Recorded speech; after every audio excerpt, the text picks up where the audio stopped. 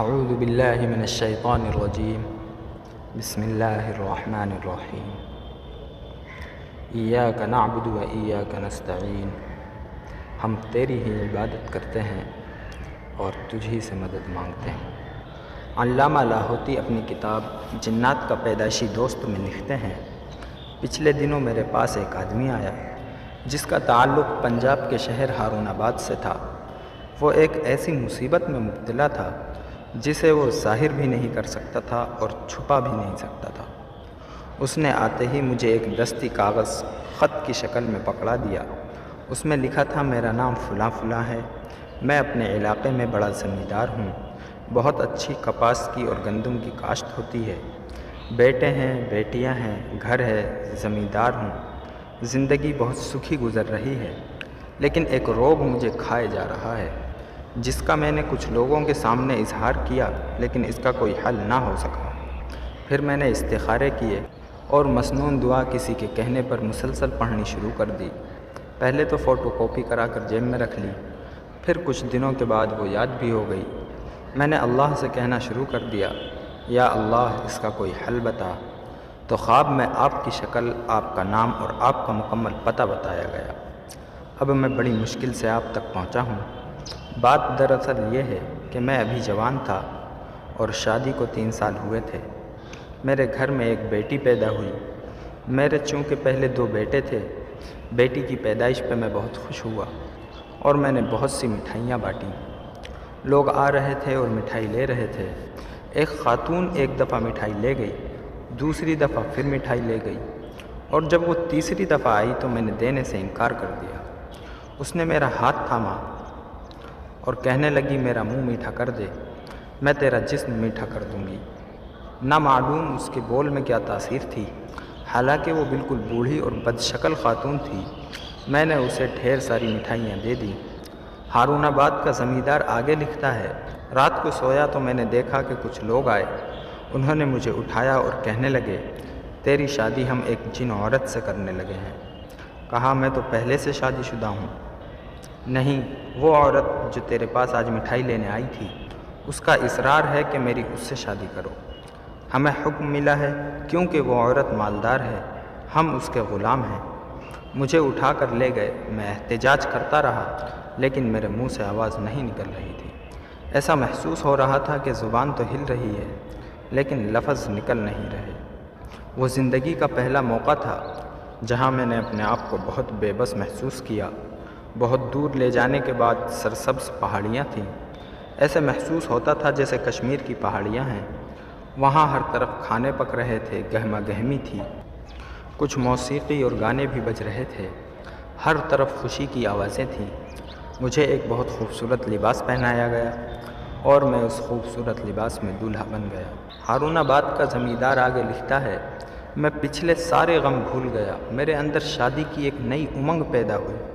پھر باقاعدہ شرعی طور پر میرا نکاح ہوا۔ میں نے نکاح قبول کیا اور پھر مجھے اٹھا کر دلہن کے کمرے میں لے جایا گیا۔ میری بیوی واقعی کوکاف کی پری کی طرح تھی۔ اس کا حسن و جمال ویسا ہی تھا جیسے کسی کوکاف کی پری کا ہوتا ہے۔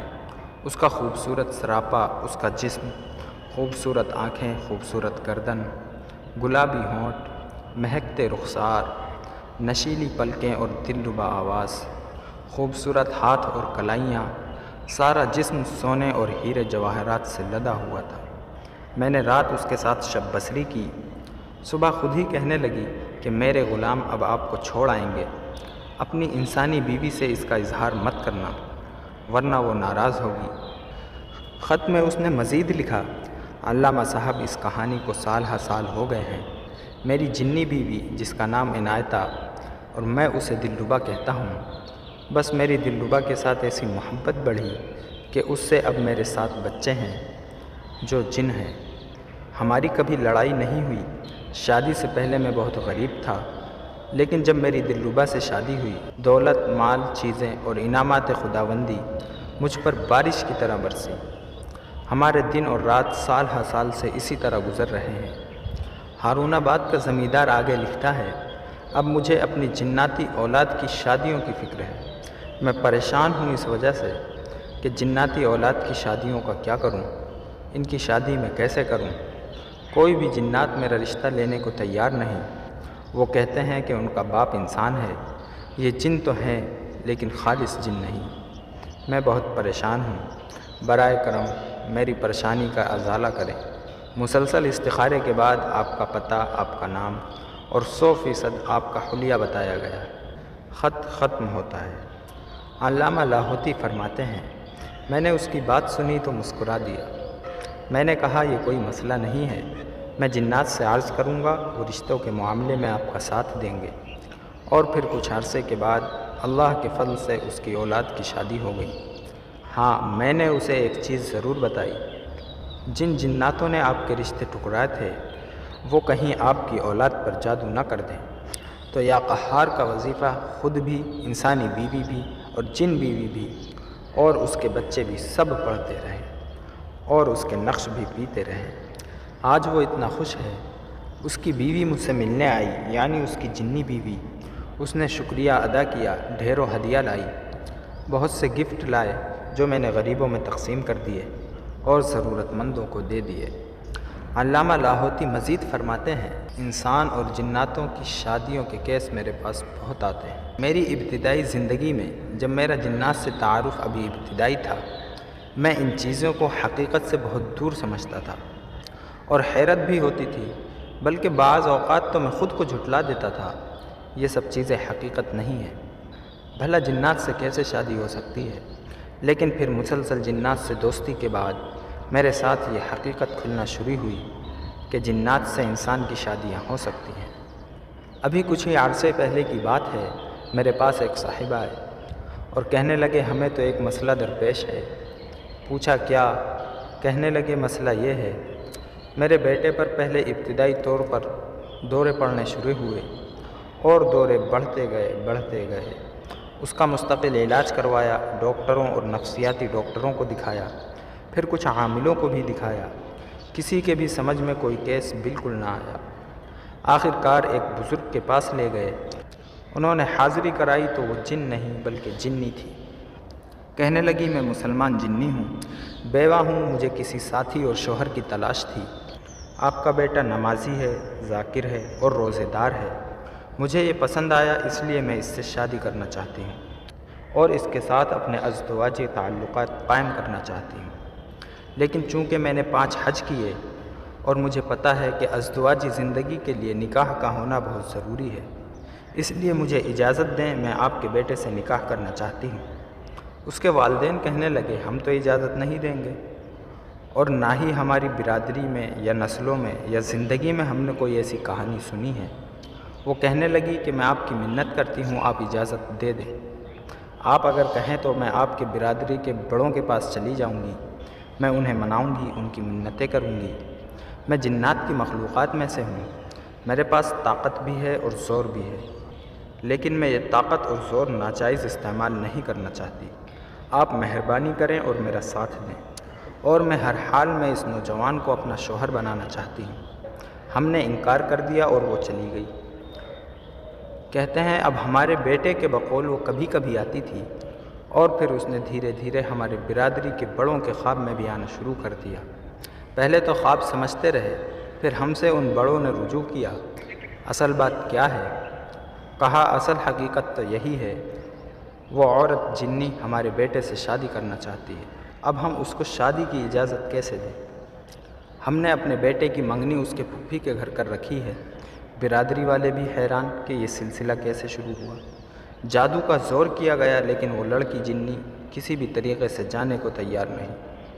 لڑکے کی ماں کہنے لگی کہ ایک دن ہمارے گھر میں ایک فقیر عورت نے سوال کیا، وہ نقاب اور برقعے میں تھی، وہ ہمارے گھر کے اندر آئی، ہم نے اس کا سوال پورا کیا، کہنے لگی مجھے پانی پلائیں۔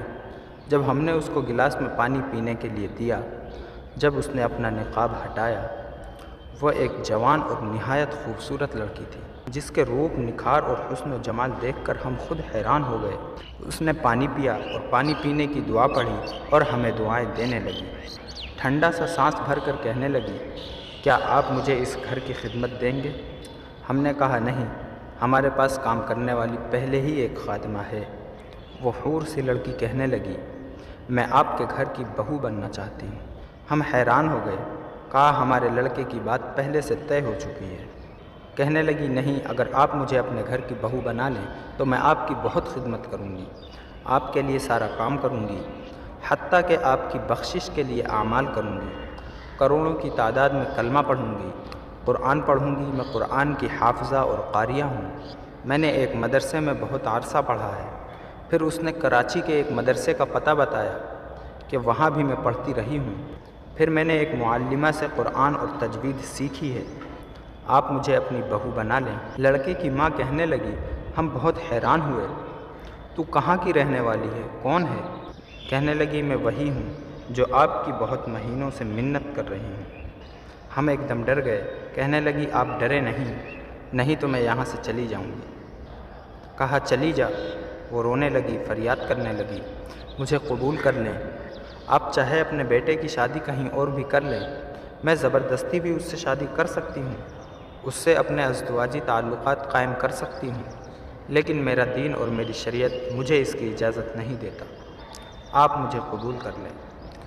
ماں کہنے لگی کہ وہ اتنا روئی کہ ہمارا بھی دل بھر آیا۔ جنی کہنے لگی میں لاوارث ہوں، میری ماں فوت ہو گئی، باپ نے آوارگی اختیار کر لی، میرے 4 بھائی ہیں جو خود آزاد پرست زندگی گزار رہے ہیں۔ میری ماں کی خواہش تھی کہ میری بیٹی اور بیٹے نیکی کی طرف آئیں، اعمال صالحہ کریں، لیکن افسوس کہ میرے گھر میں سے کوئی بھی نیک نہ بن سکا۔ میں بس نیکی میں ہی آنا چاہتی ہوں تاکہ میری ماں کی قبر ٹھنڈی رہے اور اس کو سکون ملتا رہے۔ لڑکی کی ماں کہنے لگی وہ یہ کہہ کر چلی گئی، میں آئندہ بھی آپ کی منت کرتی رہوں گی۔ آخر ہم سب گھر والے سر جوڑ کر بیٹھے اور گھر میں فیصلہ یہ ہوا کہ اس کو اجازت دے دی جائے، اور اب ہم نے اس کو اجازت دے دی ہے۔ گزشتہ 6.5 مہینے سے اس کی شادی ہو چکی ہے۔